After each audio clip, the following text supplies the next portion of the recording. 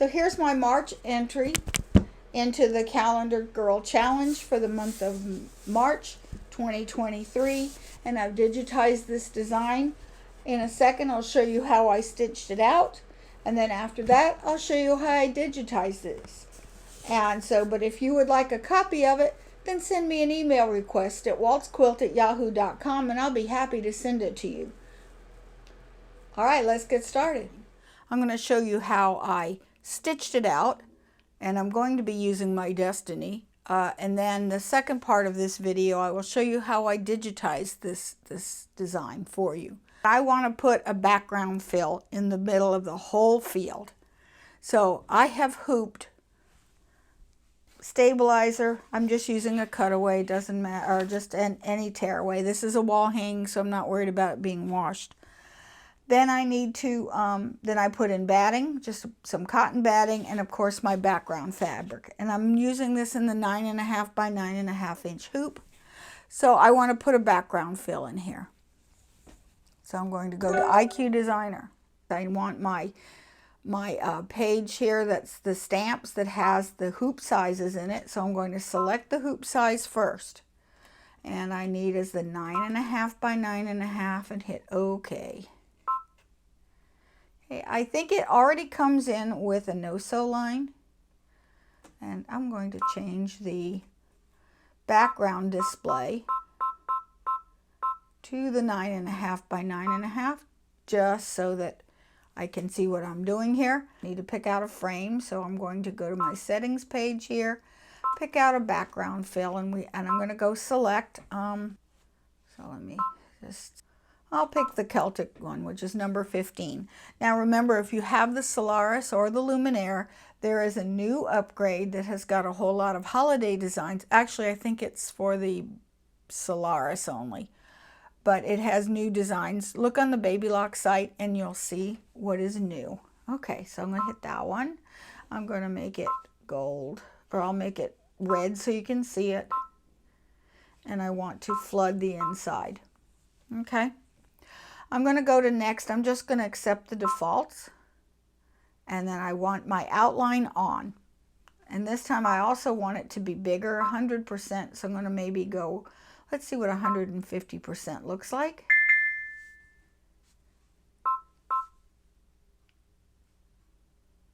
Yeah, I think that looks kind of good. It's going to give it a frame. Remember, we're going to have a circle in the center of this design. That might look very good. So I'm going to go to set, OK, and send it to embroidery. Now I've loaded my machine with gold, silver, metallic, variegated metallic thread that I put in the needle. Got regular bobbin thread in the bobbin. And I'm going to change my speed so that it's down to the slowest speed. And I'm going to reduce my tension a little bit. So I've got my tension down to about 3. Okay, so now this is ready to stitch out. There's my background. So I want to add my design in there. So I'm going to hit add, and here it is. Okay, and set. And it's right in the middle. That's pretty much what my design is going to look like finished. Okay, so let's go ahead and stitch it. Hit embroidery. All right, lower the presser foot. Oh, I already threaded it. Lower my presser foot and off we go.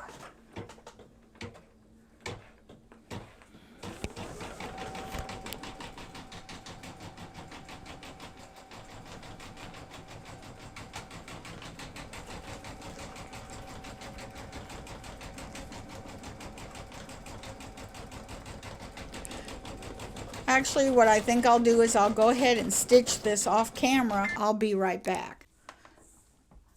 Alrighty, I've finished stitching this out. The problem with this metallic thread is that it's very old metallic thread, and it's really pretty. It's Madeira's called Astro 1, and it's got 4 colors in it. It's got copper, blue, silver, and gold in it. It really did a nice effect. It really turned out nice. There's the stitching. Turned out nice, but I could feel that it was very, very wiry, and therefore it was very difficult to stitch with. It kept breaking. what I did to counteract that is I literally had to babysit the thread. I had to hold it down here, like this is the black. I had to literally hold it and guide it in so that it would stay straight, because it was so old and curly that it kept twisting and knotting. So that sometimes happens, and usually I recommend don't use that thread. However, I was already committed to it because I liked it. Okay, so the next thing we're going to do is start stitching out the design. And like I said, I'm going to start each color and we'll talk about it, but I'm going to go ahead and stitch most of this off camera because it's going to take 123 minutes. Well, that was at the slow speed. Let's see what happens when I speed this up. 72 minutes. That's still a long stitching time. So I'm going to go ahead and stitch all of this part, and this one's got quite a bit. The whole design has 42,573 stitches. The background itself was almost 10,000, is 9,800 stitches just for this loose background. But I think it's really pretty, and I do like the way it turned out. So I'm going to now put black thread in, and I'm going to be stitching the lettering. And again, I'm going to stitch this off camera because this is like, because it's like looking at paint dry. I will be back. Okay, has finished stitching out the lettering here in the round. The next color is going to be a beige color for the face and the hands, and it's already threaded.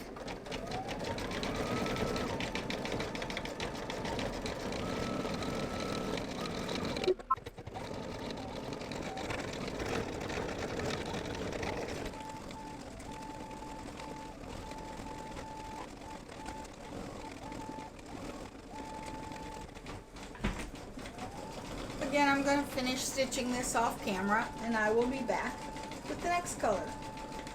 Alright, next is going to be black, which is going to give us a little bit of detail work and the legs. Again, I will start to stitch this out and then I will finish again off camera.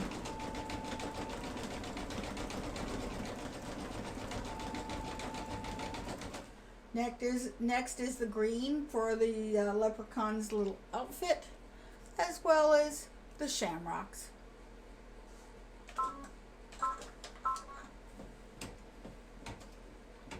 And I will see you soon as it's done. Alright, now it's stitching like a burnt orange for the leprechaun shoes.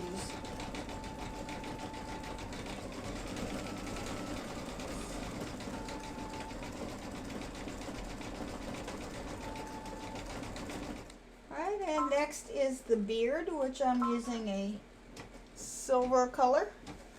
Actually, I'm using a silver twister tweed. I'll show you that in just a few minutes.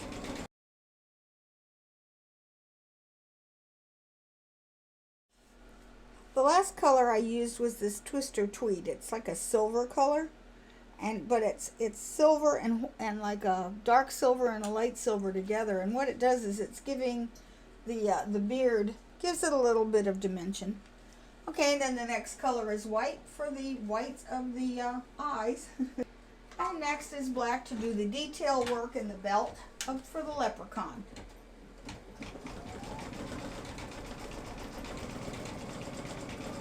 Okay, and last but not least is going to be the gold metallic thread for the leprechaun's belt buckle. I still have the metallic needle from before, so I didn't change out the needle, but I have lowered the tension and slowed the machine down to do this last gold belt buckle on the leprechaun's belt. Okay. I hope you've liked this design. If you would like a copy of this design, then send me an email at waltzquilt@yahoo.com and I'll be happy to send it to you.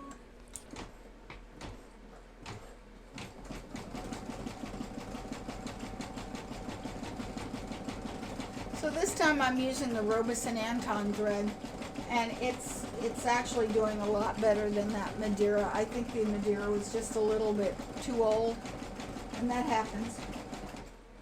All right, and this design is done. So here's the finished design. So what I will do is remove the fabric from the hoop. I'm going to square it down to the size of my calendar insert, and I'm just going to serge the edges of it, and then it'll be ready to use. March's calendar insert is finished, and I just serged the edges and it's all done. It turned out really cute. Okay, so now this just fits inside. Just tuck it in under the flaps. And here we go. And we are ready for another month. And the top, calendar top is finished. Now, if you're interested in digitizing yourself in I will be right back and I will show you how I digitize this using the Embrilliance software.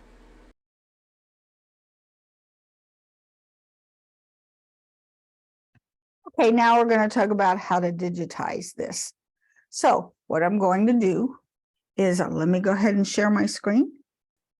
I've opened up the Embrilliance and I'm going to select the hoop that I want to use. So I am looking here. I want to use the, probably the 200 by 200, which is about 8 inches by 8 inches.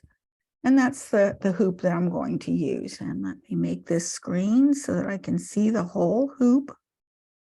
Okay, there it is. Okay, so the first thing I want to do is let's go ahead and put in our lettering. So I am going to, first of all, I need to open a Word document. So this isn't a Word document, and this is what I want to write. So first of all, I'm going to take this and highlight it and right click and copy. Okay, and I'm going to go back to the other here. All righty, so I am going to put in lettering. So I am in the create mode, which is this little thing that looks like the little half circle with like a piece of pie. So I have that already selected. And so what I want to do is I want to hit the lettering key, which is right up here. Okay, and I'm going to tell it I want to do circular lettering. Okay. Now, I'm going to, first of all, I'll pick the font. I think I would like to use the condensed font. I want something a little smaller. This is pretty big. And I'm going to, over here in the text, I'm going to write in here what I want to do. Okay, and paste. And then I'll hit the enter key. All right, it's too big. Okay. But there's certain things you can do with this. Like, this is fun. This is not what I wanted to do, but I thought this was interesting, that you take your radius and over here underneath and you bring it in. You can actually make your letters go into a spiral. I don't want to do that here, but I want a fairly decent opening. And that's a little on the big side. So I'll just leave it at that. I'm going to hit the select key and I'm going to make this smaller. And I'll use my arrow keys to move it up and down. See, that's big enough. I don't want it much bigger than 8 inches by 8 inches.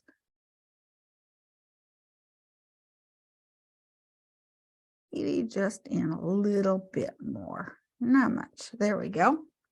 Okay, I want this to rotate in another direction. So this little key over here, which is up in the corner, that is a little blue circle. I'm going to turn this. That's going to rotate it. I kind of want it over here because I want to start reading over there, and it's not quite in the center.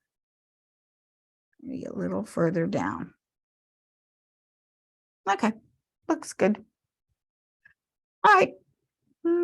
Let's see, I might want to make that a little bit smaller. Let me make that radius a little smaller. Oop, too far. Maybe Come on, just a little there. Still two. There, about like that. I want to fit in 3 shamrocks into here. Okay, so I need to put in some more lettering and put in the inner ring. So I'm going to come over here. First, I'm going to go back to the other screen right here. And I'm going to select the second part of this phrase and copy, right click, copy. All right, now I can go ahead and close that. Okay, I went back to the Embrilliance where we were, and then over here in this text, I'm going to highlight that ABC over here and right click and paste. So I have now the next one. Okay, it's way too big. Okay, so I need to bring that in quite a bit. So let's smaller. And let's see if it's sort of in the way. Getting there, we'll just sort of center it a little bit. I'm going to close that gap a little bit, which is right here, that gap. So I'm going to go to radius and make that a little smaller. Oops, I don't want to too much. There we go. All right, that's about right. So I'm going to now use my arrow. Oops. I want to back out. I didn't know you could use the arrow keys. I'm using the arrow keys to control that radius. So anyway, I'm going, I got over here, and now I need to move it, sort of center it. Again, that's sort of centered in the other ring, and then I'm going to turn that blue, rotate it. And it's a little off, so let me scoot it down a bit. Okay. All right, I like the way the lettering looks. Here I have the ability to change the color. I could change the color of these letters over here, and I could make it a different color. Let's make it whatever, it doesn't matter. There, the green. And okay. And so now the letters are a little bit different color, or I could make it any color. Okay, down a little bit more. Okay, now I want to bring in the other designs. So I've already have these digitized. The leprechaun came from something I did years ago, and actually so did the shamrock. So these are things I had digitized in the past. So, but I want to use them again. So I am going to go up here to File. I'm going to merge the stitch file. Okay, that means I'm going to bring in something else. And let me find it here. It is under, let's see, where is it? It's Club Calendar, March. Here's my leprechaun. And I'll hit import. Okay, there's my leprechaun. And there he is. So I'm going to move him in the center. Center him like I like it. And then I'm going to merge in again. Merge the stitch file. This time, where is it? It's on March, okay. And here, actually I have 2 shamrocks. Doesn't matter. Oh, one is a BE file, the one is a working file. So the PES is what I want. Okay, and it's height. Whoops, undo. I want that little shamrock. Okay, so I clicked on the side because I couldn't find it, and now I can move it. And I'll move this one, say over here. And I want to copy, paste. Now I have 2. Okay, there we go. Here's my other one, and I want to make this one a little bigger and maybe rotate it. And I'm going to paste again. So now I have 3. And maybe I'll make this and I'll flip this one. So I'll use this. This is the flip key. All right. And that's how I want it. All done. So it wasn't that easy. It was very easy. So then I would just go to File up here, File, and it's best to save as a stitch and a working file. Remember you saw the BE file? That was the working file. So if I save this, and I'm going to go save as, and I'll save it in the same place. I'm going to leave it as new shamrock, I'll call it. New insert or something. Okay. Now, if we were to go to open a file, you'll see it. Open file.